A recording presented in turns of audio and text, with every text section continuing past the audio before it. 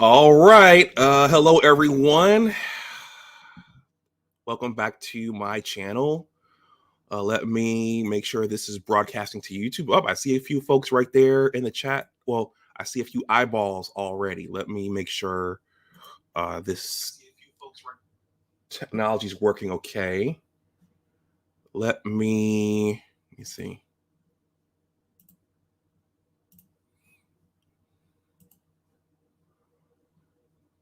Trying to get myself properly oriented here. All right, there is the live symbol. Let me make sure we're broadcasting.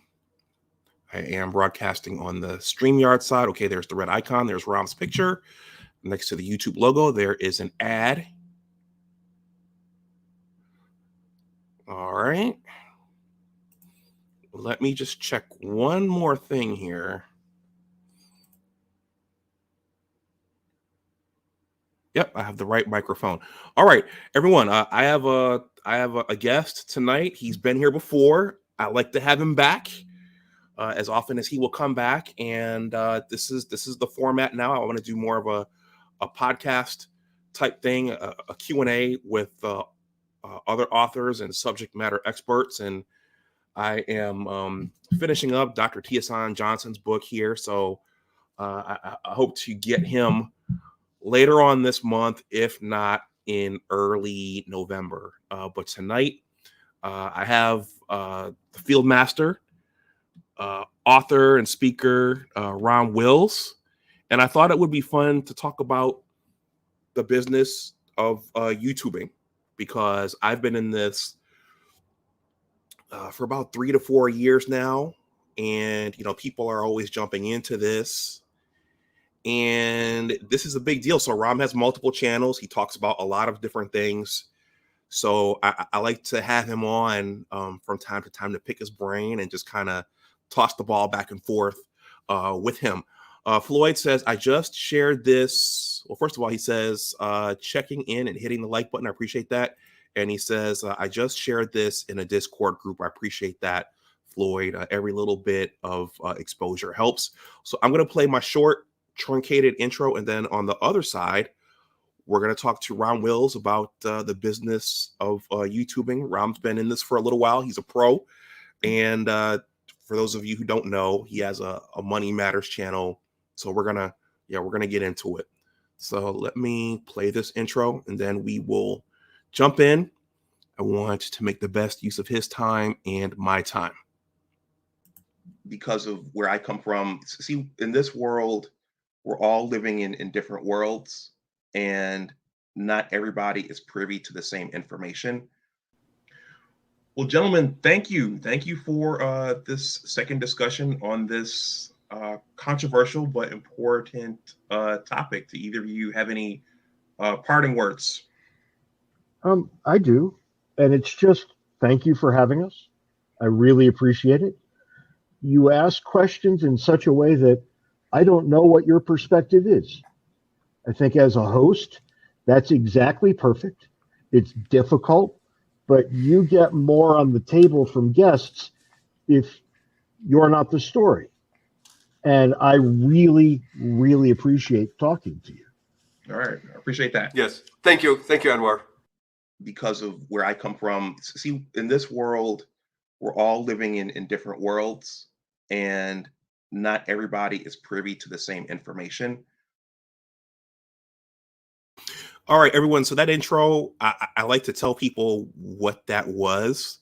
That was my discussion with Dr. Anthony Davies and James Harrigan. They authored Cooperation and Coercion, and they are the hosts of the Words and Numbers podcast. So, and I like to tell the story after I play that intro. As I said in the intro, on the voiceover format, we all live in different worlds, and not everybody's privy to the same information. I'm sure Rom's going to have something to say about that. But I am headed back home to Western New York this weekend to see the Bills. And I told my mother that I would paint the garage on Friday. But my mother walked in on me one time when I was at home and I was watching the Words and Numbers podcast. And Anthony and James use a still. So, it's a cartoon of them, and she wanted to know what I was watching. And I said, these two gentlemen, I interviewed them. They have one's a political scientist and one is an economist, and they have really, really good insight into our modern society in terms of politics and economics and what's happening with the government and elections and everything. And my mother asked me, well, are they white? Okay. And I was thinking, well, who cares if they're white? You know, they have valuable information, they have valuable insight. And so I'm saying this to say, and I'd like to share this story because I think we can get valuable information from people who don't necessarily look like us. That's just my opinion. And I think that if you shut somebody out because of their skin color or because they're a different shade than you, you might be missing out on something important. But that's something I've learned from being in the YouTube streets and listening to different things. And I think I'll just be quiet there. And I'm going to bring up Rom. And well, we're going to talk about a lot of things concerning this YouTube business and this YouTube thing. Uncle Rom, welcome back. Thank you for having me back. I'm honored to be here. So let's just chop it up. What do you want to know? What do you want to talk about? And Okay, I'm an old guy, so if I gotta like stop real quick and run to the bathroom, just excuse me. Okay, all right. Well, we're gonna talk about YouTubing. I value your you know, you have multiple channels. You were the inspiration for me using a similar approach, but you know, you talk about men's stuff, you talk about women's stuff, and you talk about money matters and deep thought. So we're gonna talk about this YouTubing thing because right now, yeah, I'm going more towards a podcasting format. Okay. And just general information, talking to subject matter experts and authors. Okay, so here we go. Number one, welcome back, Uncle Rom. Let's see. I'm going to start with a little bit of levity. Today, I am meeting a lot of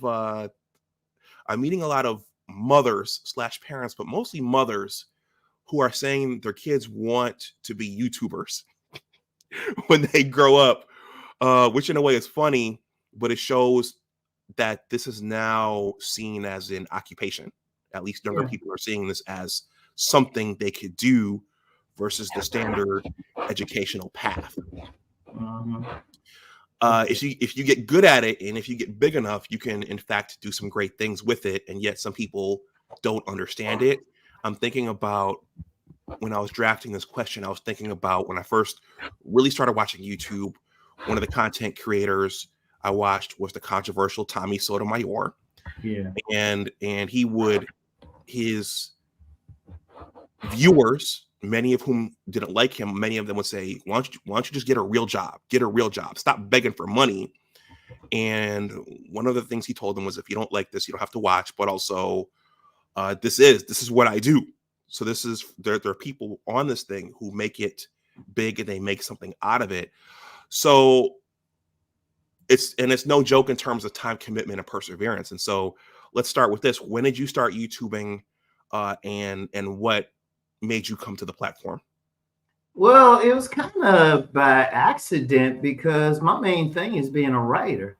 And on my website, romwills.com, I used to write a Sunday blog. As many friends have told me in jest, very long blogs. But that was my main thing, writing. That's still my main thing, believe it or not, even though people know me for YouTube.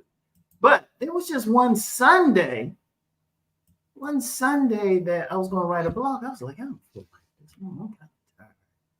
and the thing was, at the time, with the payment package I had on the host of the website, with the website host, I could share videos from YouTube. I could just link it.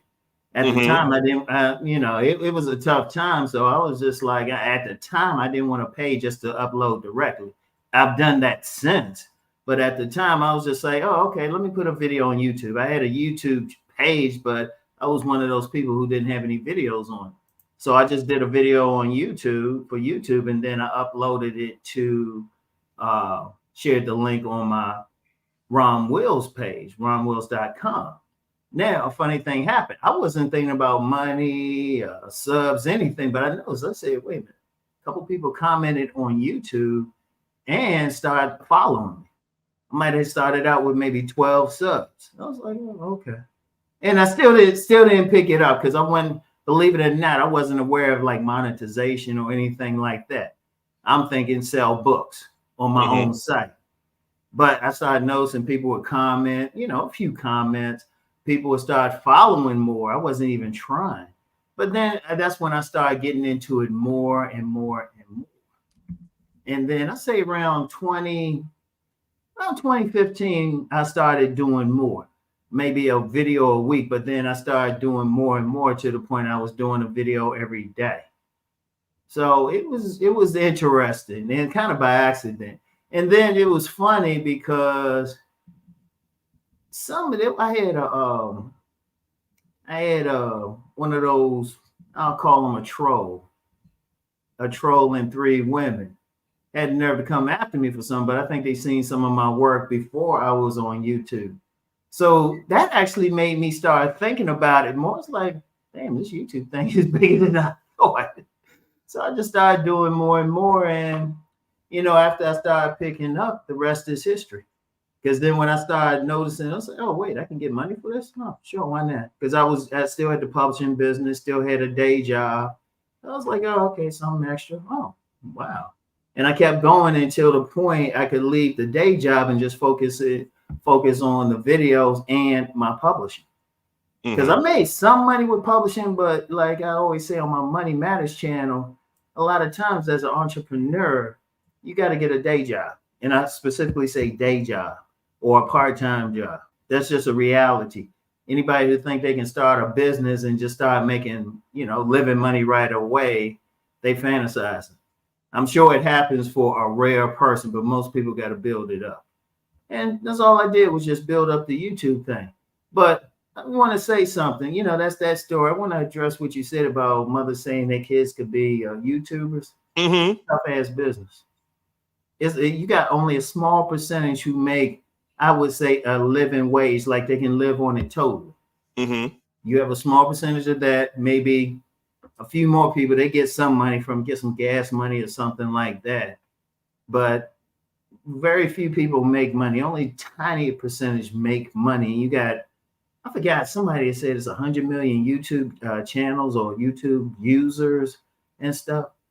But only a small percentage really make the type of money you can call it a living. Because one thing about it is, it's not like saying, oh, I can be an attorney, I can be a doctor. You could probably find some type of work. A YouTuber, you got to have some talent. You got to stand out. A lot of us are talking about the same things, but you got to stand out. Like I'm known for talking about body gain, even though I talk about other things, people know me for that. But plenty of people, they've been talking about fitness and all of that. That's nothing new. All I did was I put a name to it and that's it. You got to have a lot of talent. You got to have some charisma. You got to be able to stay relevant. You got to put up with a lot. You got to work hard. It's not something you're going to just say you're going to just jump into. And plus, you have plenty of people who've been very big on YouTube. They get a run and all of a sudden it goes down. It's like being in the entertainment industry or mainstream media. You can be popular for a few years and all of a sudden you hit that slack. So it's like it takes a lot of talent. Like I would honestly tell anyone, don't look at that as, oh, I'm going to be a YouTuber. First of all, you got to have some idea what you're talking about. What a lot of people do is use it as a supplement to what they're doing in the real world. Like say they're a financial advisor or someone like that. What they'll do is they got their regular business outside of YouTube doing financial advice or, as a career or something. And then they might get on YouTube and share some stuff and they can still make some money, but it's kind of a secondary thing. You'll find a lot of people, this isn't their main thing. And yeah, you got a few millionaires, but that's such a handful. That's a handful. What I would say is first develop some skills, period. It could be anything. Like I've seen a lot of barbers, they'll be online showing people how to cut hair. Or one time I had a TV that was going bad, and I was seeing some videos on that. You know, cooking some burgers in the house, got a very sensitive fire alarm. So I was looking at some videos on how to make them in the oven. You got to have some expertise at something else first. You can't just get on here and just say, yeah, I'm gonna get on here. You might have a few people who can do that. They're just that entertaining. But even then, you got to build your skill as a comedian or as an entertainer. People don't realize how much work a comedian does, any type of entertainer does. So I would say to the mothers, have them develop a talent in someplace else. You just can't go in there and think you're going to do something. There are some people, they think they're just going to go in here and talk about whatever. No, it don't work that way. Everything I talk about, I have a background in. I have knowledge of. I mean, I talk about relationships, but I've had books on relationships since the 1990s. So it's like everything I do is ultimately based on what I've already written. So I would say develop your skills in a certain area first, and then get on YouTube to share expertise. You can use it for advertising. It's actually a great advertiser. This YouTube actually advertises for all my other stuff, for my books, for my websites outside of YouTube and everything. It's the perfect thing. It's a great supplement. So it's like I would tell the mothers, make sure they have talent in someplace else first and then get on YouTube. That's the best way to do it. And yeah, you could probably build up, if you have skills in media, maybe have a podcast or something like that. But people don't realize how much work they got to do to build that. You got to be ready to be professional level with it. So you still got to train. You still got to know how to speak, everything. It's so much to it. Yeah, there's work that goes in behind the scenes. And it's a process of evolution if you're not a media person going in. Yeah, that's right. And we'll get to some of the keys, but yeah, it's not as simple as saying I want to be a YouTuber. Yeah, because I'll use myself for an example. Way before YouTube was even created, I had done several live seminars where I'm speaking in front of people, presentations and everything. This the only difference between what I'm doing now and being in front of those people is I got to stare at the camera and act like somebody's standing there or sitting there. But I already had that expertise before I even got there. Doing something like this, I had been on public access cable in DC back in the late 90s. And, except for I was supposed to host a show for a bit, but there was some family stuff that came up that messed that up. Even then, still could have did it. So I've been on panels, everything. So it was like, already had that expertise coming in. In fact, on one of my videos today, someone said, well, wow, it's amazing. You can talk for 10 straight minutes and you don't have to edit or anything like that. When you standing talking in front of an audience, an auditorium of people who will criticize you right there on the spot. They looking at you, reading their body language and everything. I'm like, or, I remember I was on an academic panel and they were basically making me defend everything I wrote in my book. And I was on a panel with some PhDs. They were treating it like it was a dissertation. I had to defend it in front of an audience. And they didn't warn me. They didn't tell me beforehand. So I was just like, okay. But I had the experience. So that helped develop me. I had that before I got online. All I did was just transfer the skills. Mm-hmm. Okay. So that's key. That's the key. Have the skills first. And then you have something to present online. You can't just say, I'm going to get online. You got so many people doing some stuff. Okay, what is it about you that stands out? Shoot, there's a lot of people who talk relationships. Like I say, I'm known for body game. There's a ton of men who talking fitness. Tons of them. Hell, they showing workouts and everything. But a lot of people, I was able to present it in such a way because it's about marketing. It's a lot of stuff that comes into it. Mm-hmm. You can't just say, oh, I'm going to do that. No, I don't work that way. Yeah. You better have some skill. You got to think about what you're presenting. Why should people like stop and watch your video? You know, you got to learn about the algorithm, what you're talking about. You know, so halfway, if somebody really wanted to do it, they would need somebody who would actually train people to do YouTube or social media. And I think you have some people starting to do that anyway. Yeah, but yeah, some content creators to do that. Let me read Sir Tice's super chat. So Tice, thank you for the generous super chat. He says, salute Doc, Brother Rom. I don't think you guys are affected, parentheses, quality content, but is a part of the problem with YouTube is it's oversaturated. I think it's a question. So yeah, in other words, is it oversaturated? You got millions. You got millions. That's why I said you got to have something to think you're going to make money on YouTube. Seriously.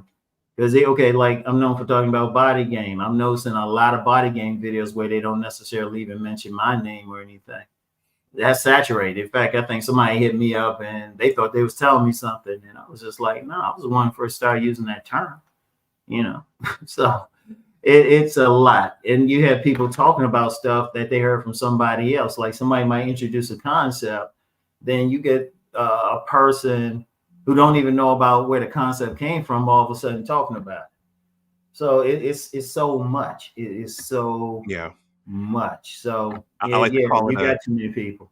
Yeah, I like to call it a sweet science, like boxing. I think she said here, welcome people in. So I don't know if that's directed at me, but welcome Floyd Holt, Salchi the Equalizer, Raheem Gaines is here, and also Sheed. So thank you everyone for coming through. Whoever comes through, please smash that like button. What have been some of your major, I mean, at this point you're probably so experienced. I mean, you have things down with science, but what were some of your major learning points along the way, particularly early on? Just learning what people are responding to and paying attention to that, and also both positive and negatively. That's it, because you still paying attention, you're still getting feedback one way or the other, you know, learning about the trolls, learning about all these little things. So it's it's a learning experience, still learning. And even now, one of the things I do is I tell people, because I always get some random requests from somebody, and I can tell they don't follow, but I say, nah. One thing I learned is to stay on agenda. I do have a specific agenda, which I can't really share publicly, but I do have an agenda. So one of the things I learned is no matter what, don't get caught up in the hype of what's big, what's the hottest thing. Unless it specifically touches my agenda, I'll leave it alone. Like people will ask me about something happening with a celebrity or something happening with another YouTuber. If you notice, it's extremely, extremely rare I will mention what's going on with another YouTuber. I might shout out somebody and say, yeah, check them out. But it's very rare because a lot of people just want the latest thing. And I'm like, no, I'm sticking with this no matter what. But that's something you learn. You're learning different things. You're learning, I don't know, you're just learning different things. You're learning, okay, which videos will catch attention. You know, people don't realize it when even if it seemed like a random video to the average viewer, there's a plan behind it in my mind. So, and it's constant. It's constant. Like I don't do live streaming now, but I'm never going to say I won't do it. Mm-hmm. But it's honestly with me, I just like to sleep in the evenings. You messing up my sleep. So, I appreciate you making the sacrifice tonight. Yeah, I am. But I don't mind. I don't mind doing this. I don't mind helping people out. If you notice, because I'll do a lot of collaborations just to help people getting started. I don't mind it all because there were a lot of people who helped me when I first started. You know, I got to shout out O'Shea Duke Jackson. Got to shout out Master Teacher BGS. I have to shout out Obsidian. When I first got started, they were like shouting me out, you know? So I don't mind helping people. And see, even then you still, you know, something you learn too. Okay, who you going to associate with? You know, so many things. And that's in any business, really. any business, you need to pay attention. You need to pay attention because that's how a lot of businesses go out of business. They're not paying attention to the trends. And I talked about that on my money channel. You got to make sure, hey, is everybody still into this? You know, like a smart business, they ready to adjust. In fact, they seeing stuff before it happens. And it's like, okay, how can we keep this going? What can we add to this business? What we got to cut back on and everything. Like I give you an example. You mentioned I had multiple channels. I had a channel just for women, but a major problem I was having on there, many men were starting to talk on there and say stuff on there, which had nothing to do with the women. And they were talking like it was a men's channel. I'm like, nah, this is a ladies' channel. And I even says if people really listen to it, I was telling some women some like tough love stuff. But I was saying it in such a way, you know, kind of with some tact, you know, like telling somebody go to hell in such a way they look forward to the trip. And it was just how you say it. You can tell somebody some tough stuff. You can give them that castor oil just with a little bit of sugar on it. It's still castor oil, but you telling them in such a way they take it in. Okay. Well, I think that's a nice lead in for question number 2. What made you start multiple channels? You inspired me to do it. I was another bigger content creator. We talked about this, discouraged me from doing it. And I was at a conference this weekend, and I told one of the other guys that I was into this, and he said, man, you know, doing your day job and blogging and YouTubing, that sounds like a lot of work. So one channel is a lot of work, and then having multiples, you know, that's more. But if you're having fun doing it, if you're thriving in it, then it's not. And personally, in your personal life, that could cause problems because you're spending a lot of time creating content and tending to your channels. But what made you do that, and what would you say to the critics of having multiple channels? 2 things. One, I'm multifaceted. Believe it or not, even though I get so much attention for relationships, I ain't think I'd still be talking about people. That's one of the few times I'm like going with a demand. I was like, okay, it gets a lot of attention, makes a lot of money, all of that, actually helping some people. But also, like, I like to go deep. I like to just think about some things. I like to philosophize. And then the money channel, ironically, I started that because so many guys say, you got to have money, get women. You got to have money. And, you know, of course, me, I'm thinking, well, you got to have money to live well. And so I started talking about money. And I mainly focus on the money mindset. And then ladies were hitting the channel. So I did something for the ladies. At first with my ladies channel, I'm getting a lot of attention from some ladies. That, you know, I'm still, it's on hiatus now, but I can always bring it back. Now, here's the thing. It's not work at all, because only way it would be work is if I had a studio and I had to get guests and all of that. I'm just talking. I mean, doing what, 10, 15-minute videos when I'm sitting down. Maybe not even 10 minutes. And I can talk about something. And usually the way I do it, I'll write down a title, no notes for most of 99% of my stuff don't have any notes. I just write down a title. Every now and then I'll do something and I have to have notes. But most of the time I'm just speaking just off of my knowledge. So that's easy. That's easy. Like all the videos I do for all of my channels, I record them in one day. I record them really early Monday morning. I record some, go to the gym, work out, do the chest press, come back, record some more. Afternoon, I edit most of them and then finish editing them Tuesday morning and then go to the gym. Yeah, it's easy. It's easy. And then, of course, I'm doing stuff for my Patreons and everything else. But, you know, it's not really, to me, it's not work at all because, well, one, it's just moving between different rooms and setting up the cameras. That's about the hardest thing. You know, so it depends on how you do it, it depends on your, you know, your material, but it's not hard. Now, if we're talking about hour shows for each one, okay, yeah, that could be difficult, but 10 minutes of talking about something off the top of my head based on like what I know. And sometimes they ain't even off what I know. Sometimes it's just like like my deep thought channel, the specific thing about that is to get people to think. And I've said it several times. I'm not offering a solution. I just want your thoughts. Even if you disagree, just do the disagreement. Please do it intelligently and don't talk with, don't attack anybody. Because on my deep thought channel, I just want you to think. So if you disagree with something, just explain why. Because I can learn something. I want to learn something. And because I'm very specific about that. You can have a disagreement, be respectful, and just say, well, this is how I see it. And, you know, I want to learn something, because the whole thing is just to get you to think. I specifically say I don't give solutions. On my relationship channel, I give solutions. I say, hey, work out, become better. You know, money channel, I say, hey, develop a money mindset. I talk about saving that money. I talk about if you're going to spend money, look for investments, you know, manage it well, especially in these times. And then, you know, I'll talk about some other stuff that's related to the economy every now and then. So I'll do a lot of things with that, but it's not hard. It's not hard at all, because it's like what, 13 videos a week on each channel. Well, all of them combined, 13 videos, 10 minutes long. And then the car videos, well, they're easy. They're a little bit longer, but I don't have any music. I'm just I'm literally talking off the top of my head. And then what I do is I just go through it, make sure very little editing. Like if I say something else, like, I shouldn't be cursing there, I'll take that out.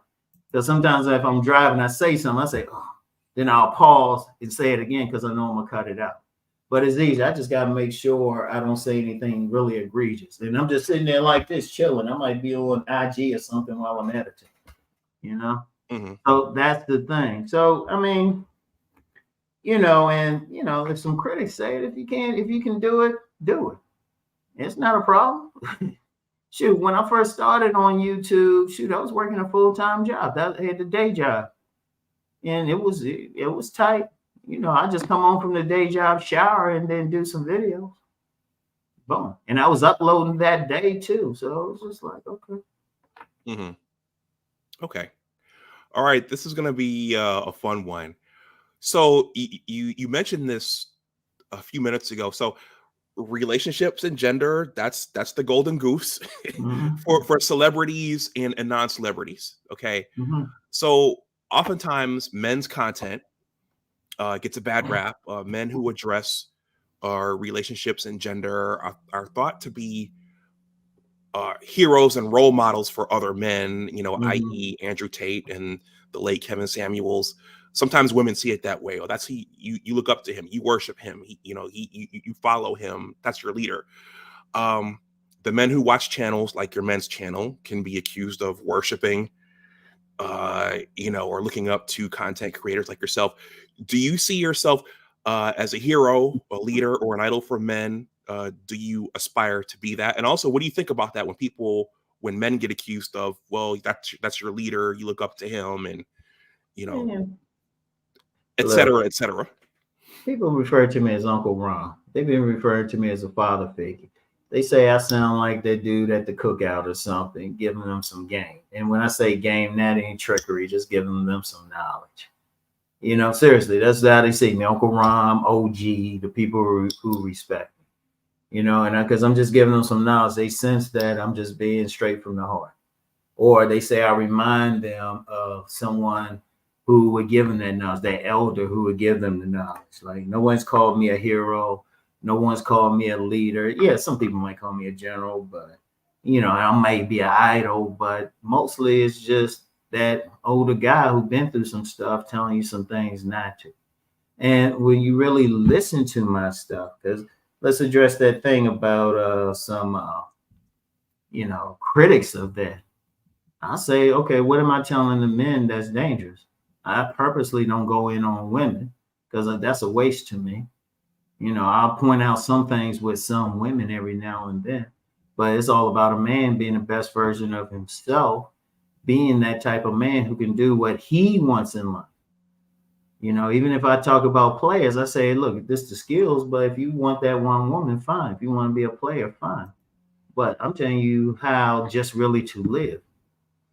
That's it. I'm telling you how to do what you have to do, how to build yourself up. On Saturdays, I talk about sovereign men. All sovereignty means is you got some control in what you can control in your direct life, and then everything else you can't control, because ultimately no one has 100% control, not even billionaires. Mm-hmm. But I'm telling you, at least have a position of leverage. That's the thing. That's the thing. Now, if I get a critic of that, I'll say, okay, tell me what I did that's wrong. I'm telling a man what, get his stuff together. I go on TV, I go on CNN, I go in front of a crowd of people, say, okay, I'm telling a man to get himself together. No, I ain't, and I'll be straight up. I don't care who it is. I'll be like telling them to like hurt anybody. I'm saying, look, get themselves together. Stand up as men. Anybody got a problem with it? Well, then I'll tell them you straight up got a problem with sovereign men or men who want to do something. Or you get some people talking about toxic masculinity. Okay, so tell me on my videos where I talk trash about women. Don't put anybody down. I'm telling the men. In fact, some men say, well, you focusing on us. Yeah, because once a man gets himself together, shoot, he can decide how he going to deal with the women. In fact, the women, they got to come correct when they deal with him. So, you know, and as far as, yeah, you know, they talk about some of these guys who are supposedly toxic. And yeah, you got some guys out there who I would question personally, but that's them. I'm not worried about it. You got good and bad for everything. I can find good and bad in any community. Mm-hmm. You know, my main thing is they see I'm giving advice. I'm helping. I'm going through some stuff. I mean, they going through some stuff and they say, oh, wait. And, you know, I've been honest. I mean, I've been through a divorce and everything. I'm cool with my co-parent. We're real cool, in fact. But I've been honest about it. Got through that. Managed to get through all of it without paying child support and everything. And I told people, shoot, I haven't been like a saint. I'm just real. And we need elders. There's elders who helped me get through some stuff. There's nothing wrong with that. Some elders gave me some game. Yeah. And it wasn't about payment or anything. So, you know, it was just wasn't no slick stuff. Because anybody who read my stuff I'm just telling you life. I can break some things down, but it's just how to get through life. You want to get through life on your terms, regardless of what you want to do. Yeah. So a couple of things. So I was thinking earlier, I can't see the other side. I can't see how weird it might be for someone if someone was going around parroting and saying, well, you know, well, Rom said this, Rom said that, well, back when he was alive, Kevin said this, Kevin said that, or Andrew Tate said this, or Andrew Tate said that. So I could see if someone is parroting it, and it sounds like you're kind of like they're like your little puppet. I could see how that would look kind of strange. Let me say something to that. One of the things I say is go out and test what I say. I tell everybody, don't just follow me blindly. Don't listen to me blind. Don't support me blindly. Take the information I'm giving you, go out and apply it, because I don't care who you are, it's going to apply to everybody different. I have no fear of that.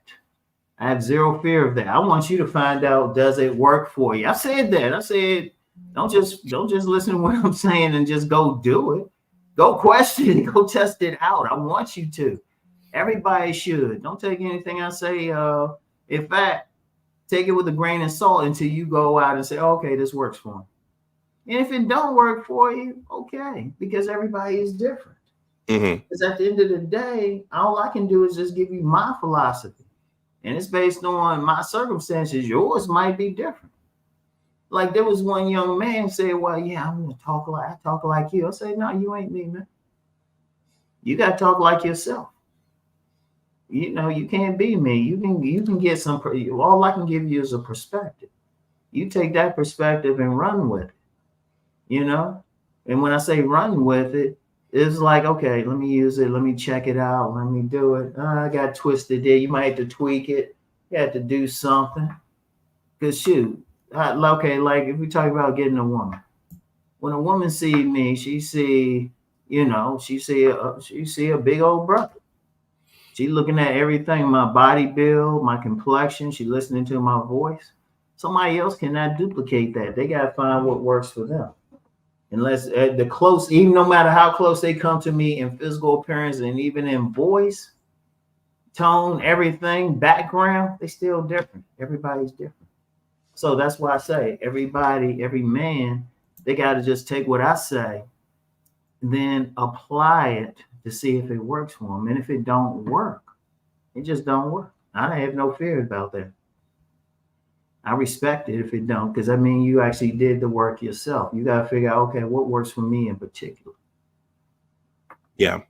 Well, it sounds like, let me read the super chat really quick. Little Rock 2517 says, met Rom in DC in 2020. Did you buy him some buffalo wings? I bought him some buffalo wings when I met him. Yeah, I remember that at a self-improvement summit. Self-improvement summit. Yeah. He probably remember that young girl I was who was there with me and stuff. We were actually in a relationship for a little bit. Mm-hmm. We had different directions we were going in ultimately, and that's cool. Respect that. But yeah, I remember him. Well, so it sounds like with the young man who said, I'm going to talk like you, it sounds like no matter what you teach, you still want the man to be himself. Yeah. And think for himself.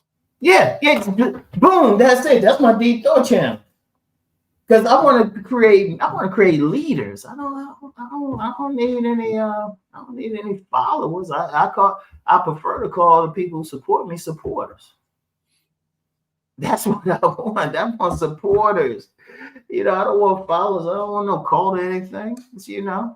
I want people. I want guys to like go beyond what I'm going beyond. I'm one of those people. I want to teach. I want to see every single guy go beyond whatever I do. Go beyond. Yeah. I don't want any of the young guys, especially who support me, to make the same mistakes. I'm telling you so you don't do it. I'm telling you some stuff so you don't do the same things. Don't find out the hard way. Yeah. Well, it sounds like, well, the other thing is for the people who give the side eye to men who watch men's content on YouTube. I mean, the reality is there are a lot of men who grew up without fathers and uncles or men who know what they're doing in multiple arenas in life. So this does serve a purpose. Not everybody understands it, but it does serve a purpose. Yeah, exactly. And Uncle Ron, so I get the impression you're here genuinely trying to help. You're not here just gaslighting people and trying to just for the sake of doing it. You're genuinely trying to help. Yeah, that's just my nature, man. Because trust me, I can make a lot more money. I can go in on women, rest in peace, Kevin, but I could take it to another level. People don't know. It would be some bullshit. It would be some bullshit because I'd rather see some men who get themselves together. They have some sovereignty in life and then deal with women on their own terms, deal with life on their terms, a sovereign term. I want to see men on their mission. I want to see every single man who supports my content, who hears my voice, to figure out what he wants to do. I want them to stand up. I want them to have the big business, or you know what, if they just want to travel, okay. And when I mean sincere travel, whatever they want to do. But I want them to have their lives together. That makes me feel better. Because money, in my view, I'm getting more than enough money doing it this way. I feel blessed because that's my mission. I always want to encourage people. I want to motivate, Still surprised I'm still doing the relationship stuff because my ultimate goal is just do straight motivational speaking. And I've done that. But, okay. I want to motivate. I want every time I see a young man to come back to me and say, yeah, I'm doing something, boom. I mean, I definitely kept some young men out of prison and they did some great things. So that's the thing. That's the thing. And that's more valuable than money. Money is always going to come. That's no problem. Okay. I'm going to read Sir Tice's super chat here and then have a question that's off script.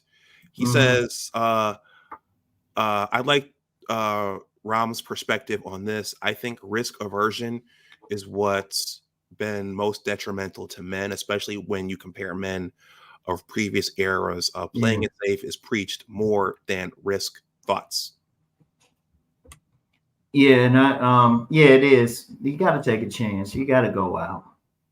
Yeah, listen to what I'm saying, get my perspective, and go out and figure it out. Figure out, okay, what works, what don't. Come back to me with some stuff and say, hey, yeah, Uncle Rom, yeah, I did this, but then I noticed this. I was like, oh, okay, thanks for letting me know. And I get a lot of young men who they'll say what they have seen, and I appreciate that. They're thinking about some stuff. Because that's the thing. But you got to go out. I say, look, you got to go outside. You got to take that shot. You got to jump. You got to make the jump. You got to take the risk. You can't play it safe. And especially in this day and time, I mean, I could go political, but then we got change in the air. You know, I don't mean just a typical Democrat, Republican, who president, anything like that. This culture is changing on so many levels. And the thing that can really bring order is men. I don't care. I'll say that to a room full of feminists. You still need men for order. And what I mean, not bossing them, but it's our nature to keep order. But if the men aren't doing stuff or they're afraid to take risk or something, we're going to have chaos. Because I remember coming up, you in somebody's neighborhood, they didn't need the police. They didn't need the police. The men in the area, the men in the neighborhood just kept straight order. You walked through a neighborhood, you had to have a pass. You had to know somebody. They're like, hey, what you doing here? You know? Mm-hmm. So, I mean, that's the thing. Okay. Well, I think this is a good follow-up to that. I was talking to a counselor earlier. Well, you have 2 boys yourself. Manhood, is that something that's just instant like that? You just know what to do, or is it a process of trial and error? Because you just said you encourage guys to go out and try things, but it that goes beyond dating. That goes beyond just a lot of different things. What would you say about that? Is it an instant? I'm a man, or is it? No, it's never instant. In fact, in a civilized culture, we would have a rites of passage. Many indigenous cultures had a rites of passage right around when the young men would become teenagers. They would be taught everything, even sex. In many African cultures, there was some woman that would initiate the young men, you know? And also they'd be taught how to hunt. They were taught how to be warriors. They would be taught how to be a man. And yeah, they were still going to have some trial and error, but they were taught the basics in order so they could go into the trial and error with some tools. We don't have that now. That's why you have men in their 30s, 40s, and 50s who are acting very juvenile. They didn't learn it. They weren't taught it. See, one of the things I'm doing, I'm teaching young men how to stand up as men. You know, yeah, I can be jokey, you know, like that uncle at the barbecue and everything. But at the end of the day, that's what it was. That's how I learned from some men. You get that guy, you know, he might be on the barbecue joking, laughing, but then he hits you with some wisdom. You stop everything and be like, go on. You know, you just sit there, don't say anything, just let him talk. You know, because he's been through it. Yeah. Well, I'll tell this little story myself. We're approaching the fall winter season. I didn't know the thing when you take a woman out to a restaurant where you put her coat on and take it off until I saw a mentor do that, because I wasn't taught that at home. Yeah, and unless I'd seen my mentor do that, I wouldn't have known. You know, and you lose points out there for things you don't know. But if you weren't taught, if you haven't experienced it, you just don't know, or you have to guess it. Yeah, and let me give you some game with that. Some people say, "Yeah, why are you doing all that?" It puts her in a yin state. It actually brings out her feminine. When you do little stuff like that, that was the purpose of doing stuff like that. Like when you walking with a woman, you walking down the street, you walk closest to the curb because it relaxes her. It puts her more in a feminine energy, even holding the door or something. Now, unfortunately, in this day and time, somebody, oh, you're a simp, you doing all that. I say, no. The more you relax her, the more she's going to be in cooperation with you, because her female is going to come out. That's what see, but we didn't know that. We weren't taught all that. But then you start looking at that stuff and you put a woman into a relaxed state, like you protect her, like a protective bubble around her.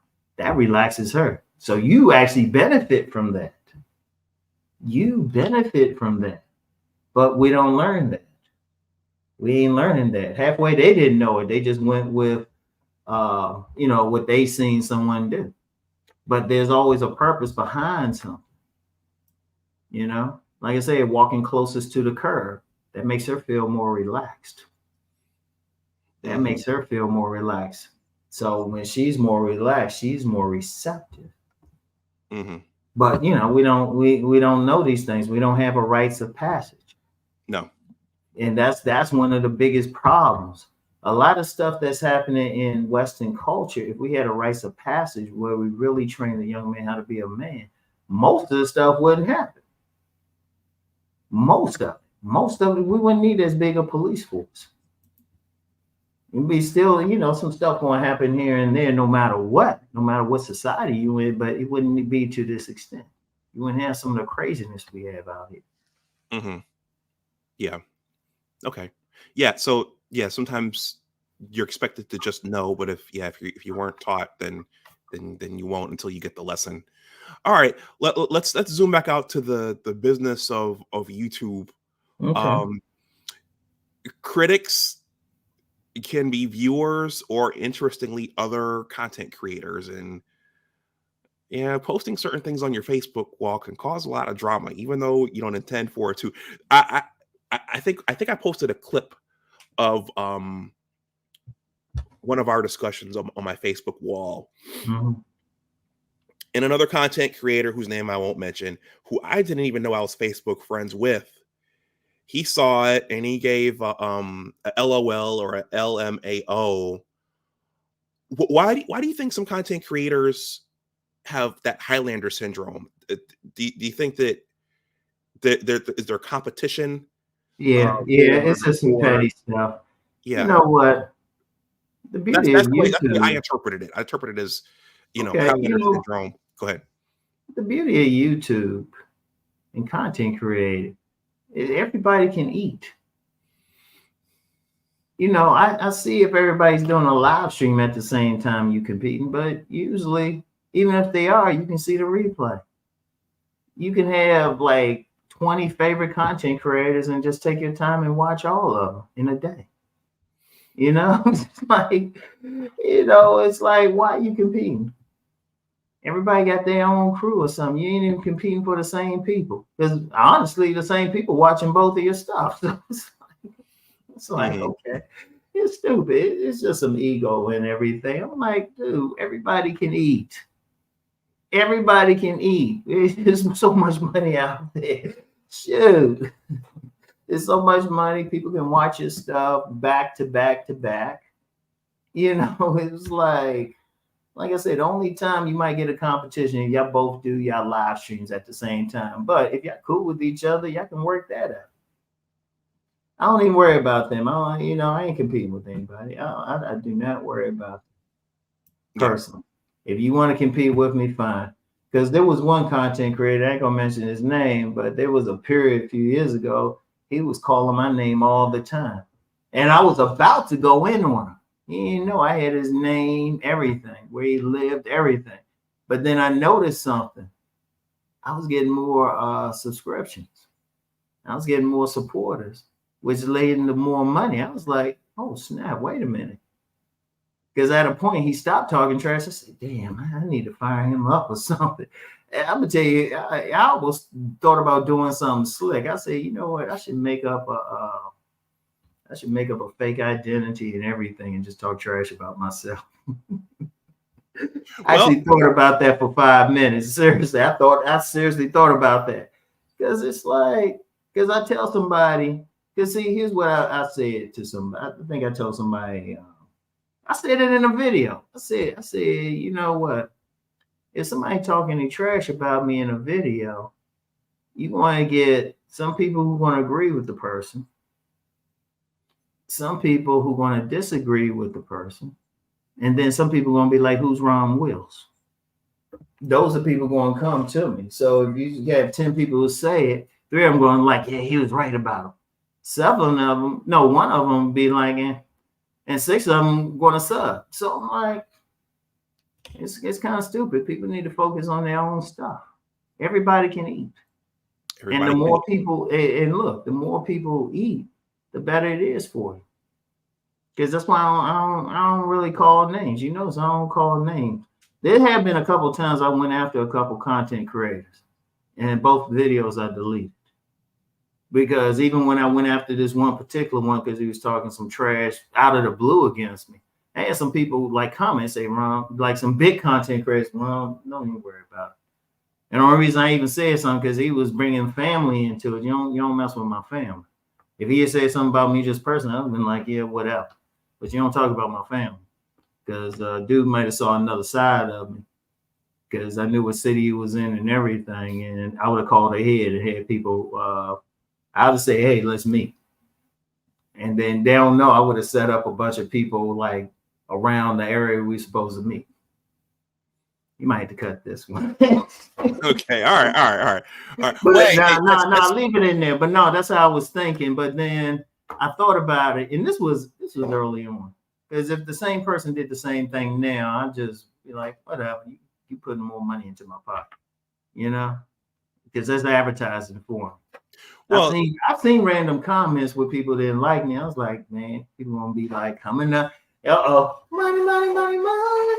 Well, it's advertising.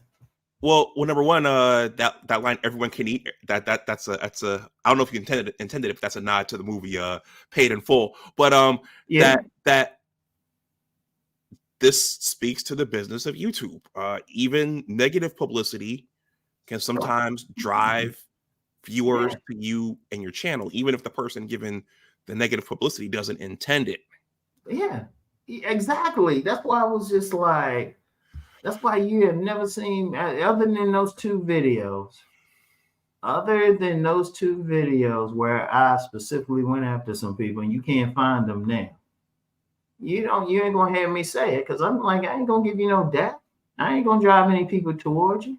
So please call my name, do an expose or something. People gonna come and find out for themselves. You helping me out. So I don't worry about content creators. And really, I haven't seen anything from any content creators anyway coming after me, which is like, okay, that's cool. But I ain't pressed. Now I ain't gonna lie. A few years ago, I would been ready for war. Like I said, I was ready for war with this one guy, but then I was like, wait a minute, I'm getting more subs. Let me like hold back on that. And people coming back, yeah, he's talking trash. And I was like, yeah, I'm counting my money now. You can keep talking. Okay. All right. So that's a part of it, everyone. For some people, there's a low level or a high level of competition. This person's taking my talking points, and I'm the better dating coach, or I'm this, or I'm that. There's a lot of that going on. But let me say something about that real quick. All right. I got a specific philosophy. Okay. And like I was saying earlier, people need to try out what I'm doing. If it don't work for them, I highly recommend you go to a different dating coach or advisor. I highly recommend it. I don't expect my stuff to work for everybody. I really don't. It don't need to. We are all different people. It's going to work for some people. Some people might need to do something else. By all means, do it. There's no competition. You got 4 billion men in the world. Everybody can eat. The amount of men, even in these spaces, is tiny. Let me say that again, tiny. Not even 1% of the world who in these general spaces. You put everybody's content, you put everybody's subs together, and a lot of people subbing multiple channels anyway. Is 1% of 1% of the global population. Everybody got room to expand. So it's like, come on, everybody can eat. Yeah, paid in full, wherever it came from, everybody can eat. It's stupid. Everybody should just be chill. You know? Yep. You trying to, it's like, look, man, everybody got a dojo. Everybody got a dojo. Everybody got a style. I've said that. I say, hey, go check their stuff out. They might help. So, thank you. I don't worry about content creators, man. It's like, come on, man. Let's all eat together, man. Let's all eat. Let's sit down and all like chop up these buffalo wings and everything. Some of y'all like some ribs or something. Some of y'all might like some tofu, whatever. Let's all eat together. We can all sit at the table together. All right. Thank you, Little Rock 2517 for the $2 super chat. So moving on, one of the things that impressed me most about you is that you don't do panels, though you occasionally do collabs like this. I'm thankful that you keep coming back periodically when I ask. Yeah, you cool people. You have also been outspoken about not getting entrenched in the gender wars, which I said is the golden goose. Though you do speak on aspects of both genders, that topic is nuclear, but it pays really, really well. What keeps you from joining the fray? I like a fat ass. No, seriously. That's why, dude. See, one thing, I don't want to be hypocritical. If I got to make money, I want to be real. Because the problem is you got these hypocrites up here in the gender wars talking trash, but then you find out they messing with some fine woman. Like this one young lady that I had actually did a consultation with. Hot little thing. Found out she was dating a YouTuber a few years ago who was into the gender wars. You get a lot of them, they be talking all that trash, knowing they got a fine ass woman at home. Or, they messing with a woman, they could be married or something. It's fake. Everybody's jumping into for money and everything, but they're faking. And it's like, why are you going to be talking trash about women when you want to back that thing up? It's like, I like women. And yeah, there's some issues, but my thing is leave the bad ones alone. There's plenty of good ones. There's plenty of cooperative women out there. And I don't want to bait. And first of all, what I'm doing, I don't want to, if I'm getting, especially getting money from it, my main thing is still helping, and then, secondarily, it allowed me to, live free. But I don't want to get into that stuff because it got a shelf life. How many people have done the gender war thing? They be good for a few years, then all of a sudden you don't hear from them. People get tired of it. Because you want that fine woman. Everybody need to stop lying to themselves. Why you want to talk trash about some women, or some of these women talk trash about men, knowing you want them? The logical thing to do is figure out how you can get them without compromising who you are. That's the thing. There ain't no war. Shoot. You want that fine woman to bring you some food, make you a plate, back that thing up. Shoot. And they even always joke about the sex part. Shoot. A lot of guys want a relationship. A lot of women want a relationship. Why fight? Now, the people who want to fight, my thing is let them stay over there. They showing themselves to be toxic. And not even for money. Because see, if you want to make money, let me put on the money matters hat. Build something that's sustainable. Helping men to live their best lives is sustainable, because that's going to be the case throughout life. Understand that part. Every man wants to look. What does every man want? Every man wants to get a woman. Every man wants to live according to his will, get a nice home, be in a nice career, business, whatever his vocation is. That's all I'm helping a man to do. I don't have time to sit around talking trash about women or talking about how bad they are. Because first of all, if a man runs into 20 bad women, the only thing they had in common was him. So logically, he got to deal with himself. And I had to learn that lesson. Whenever I had trouble with women, been very successful, but there's been instances where it was very bad. I had to look at myself and say, okay, what are you doing wrong? All right, you ain't hook up with these 3 women you thought were fine and everything, and they were rejecting one after the other. What is it? I had to look at myself in the mirror and say, Ron, okay, what you do? All these women are different. The only thing they had in common was you. I ain't gonna fight them. If they don't want you, they just don't want you. Don't get mad at them. And then if you get in a situation where a woman does something bad, which can happen, and that can happen with any woman, but then the same woman, she can treat the other guy like a king. But if you She do something bad. Okay. What was it about her anyway? You know, maybe you don't get along with that type of woman. And then what was it about you that allowed that to happen? So don't get mad. Don't be fighting them, because what's people really fighting over? They try and get the other side to behave a certain way.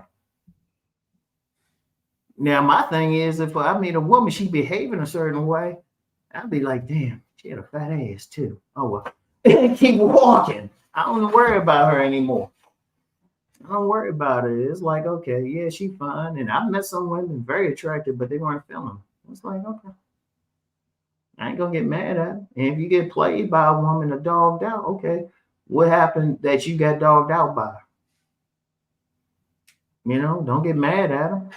Because to me, it's hypocritical for a man to call women all these names, but then get mad if the woman don't want to give him the time of day. And the same thing with women. The same exact thing with women. You got these women say all these bad things about men. Oh, these men ain't this. These men ain't that. I was like, okay, why are you wearing that tight ass dress? You know they're gonna look at your ass. I've actually told some women that. You don't like men, but you all dressed up, maked up. You know a man gonna look at you, or you get some women mad because some guy said something to them while they're walking down the street. I'll say, you wearing a short ass dress showing the big ass legs. I've actually told some women that. And they had to catch themselves. I'm saying, if you, as a woman, you got enough common sense to know if you wear a tight ass jeans or something that's showing off your round ass, a man's gonna say something. And because some smart women, they know when they don't want to be bothered, they will dress and they will have the loosest clothing on, try to look as unattractive as possible. You know, like there was an instance I talked about in my book, Nice Guys and Players. When I was still working in DC, working for the government. And, you know, when I had to go home, it was this park a few blocks away from the White House. I would get the bus. But this same park had all these bike messengers. I don't know what the deal is with bike messengers now, but they had all these bike messengers. This woman, this fine ass sister was walking through with a yellow dress, short yellow dress, big ass legs, body, but I mean, she had a killer body, beautiful. She walking through all these guys catcalling her. And I saw where she was walking. I said, there were about 5 ways she could have got to her car and not go through these guys. She specifically walked through there. Should she get mad that these guys, she can't, she would be hypocritical. She went to some of her girlfriends and said, these guys were saying all this to me. Why are you wearing a short yellow dress, showing your big ass legs, walking through these guys? You obviously want them. So, you know, just like, whatever, that whole war thing ain't useless. What we need to be doing is figuring out how to communicate with each other. Because you know you want them. Okay, figure out what it is about you that can get them. Figure out what it is about them that you like.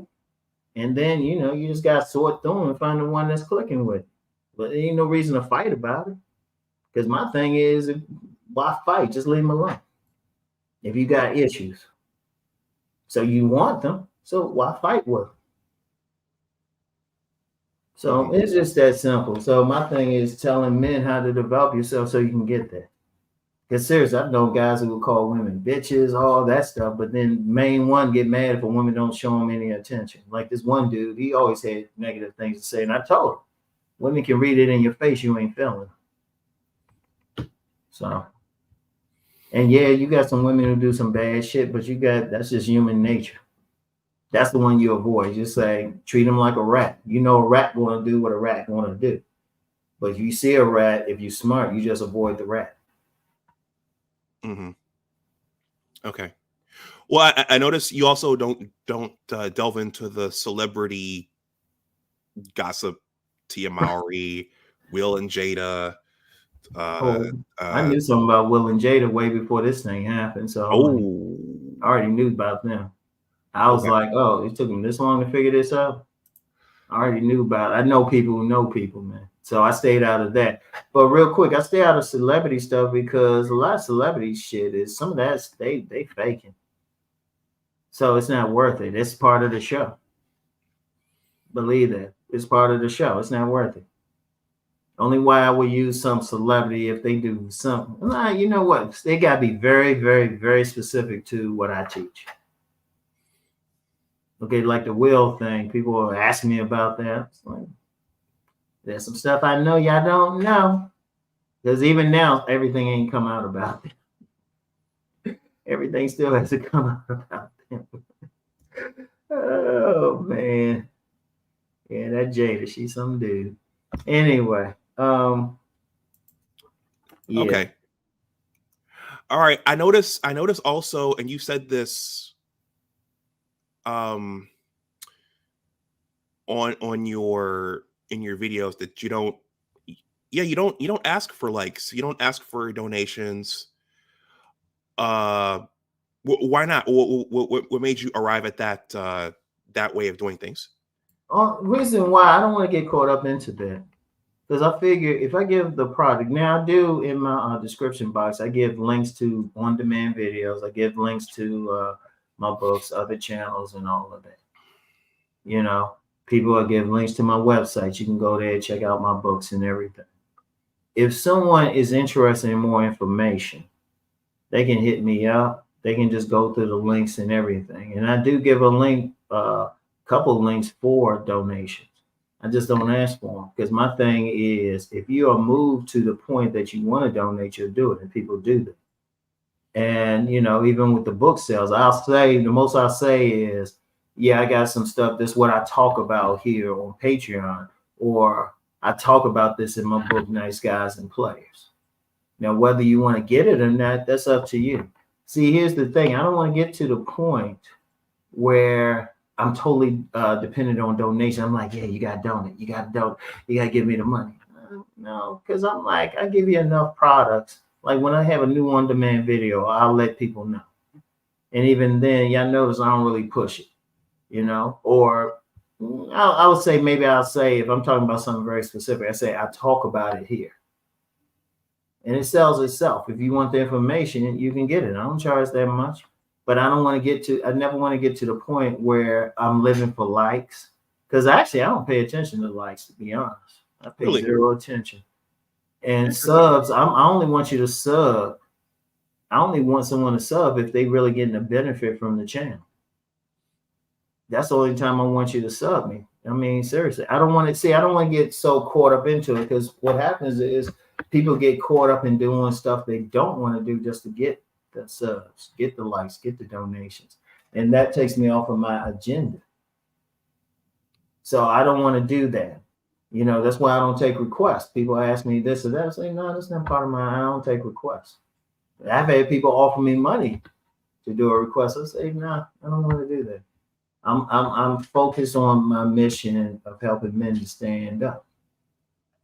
You know, and my feeling is, if I'm presenting a good product, people are going to send me donations, which I get. I get cash apps. Or they're going to check out my products, which they ain't that much money. You know, they'll check out my Patreon. You know, some people will go to the Patreon, stay a while, leave, come back, all of that stuff. I'm good with that, because my bottom line is, I'm just going to put out the material. If you feel moved to donate or to buy something, cool. Because it's like a store. So if you want to hear more, but I don't want to get to the point where I'm saying, oh, you got to like it. Yeah, that's great, good for the algorithm and everything. But then you get caught up into wanting more. And then you say, okay, what can I do to get these more likes, this more money? And all of a sudden, that's when guys get into the gender war stuff, or talking about some celebrities and everything. It's like, no, I got a very specific philosophy that I'm presenting, a way of life, a way of thinking, a school of thought. If you don't like it, my thing is, then go. In fact, I've said several times, if you don't like someone, sub. I'm not dependent. I don't want to be dependent on it like that. You know? Okay. In fact, it's to the point where it really is to the point where I was actually surprised. I didn't think where I'm at with subs now.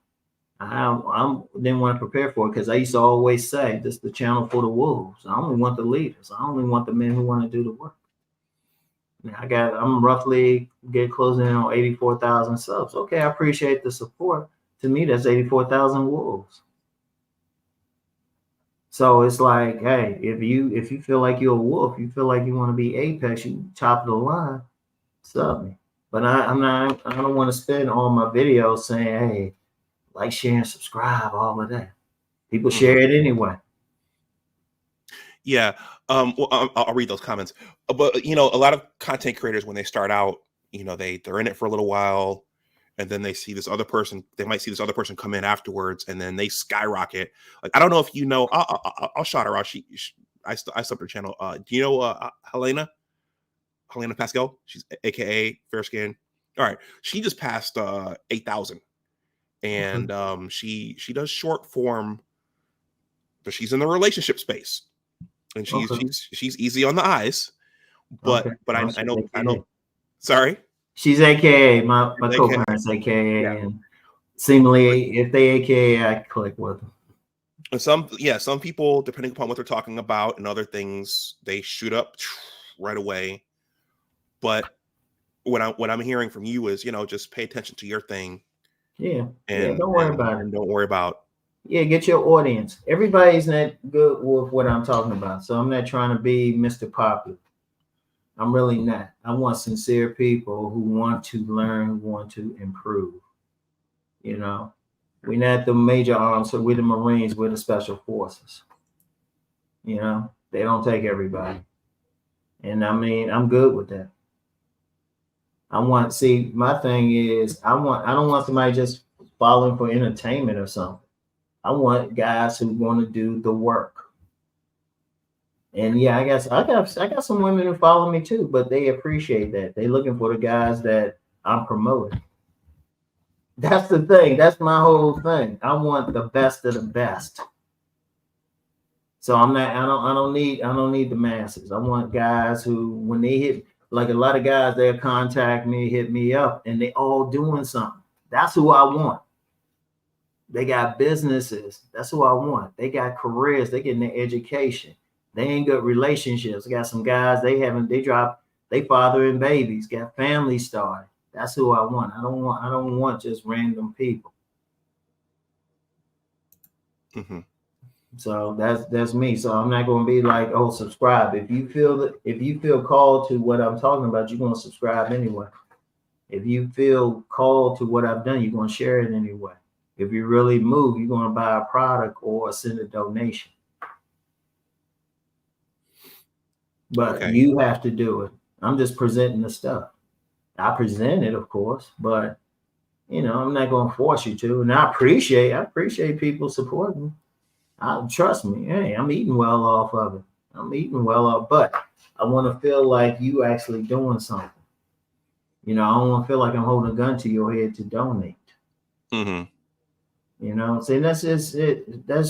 I've seen too many do that. They spend half the video either advertising for somebody's stuff, or asking for donations. Even some content creators, they can be in a live stream, they'll stop it and they say, "No, y'all got to donate." Yeah, I'm not saying anything else till I get 5 more cash apps. Yeah, or something. That's not me. If you appreciate my stuff, you want to support. Mm-hmm. Because my feeling is, if you don't appreciate my stuff, people didn't feel it. I need to be in another business, and I have no problems doing that. Mm-hmm. I have no problems doing that, but I don't want to spend my time trying to say, "Oh, you got to pay." Yeah. That's not me. That's not me. If it moves you, fine. I got a link there, and like I said, quite a few young men have sent me things, and I appreciate it. Yeah. Well, the other thing is, you said you're at 80K. So, once you 84. monetize 84.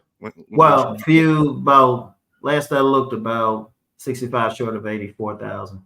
Okay. Well, once you get to that point, you have the AdSense anyway. So when people watch it, it's generating income. Yeah.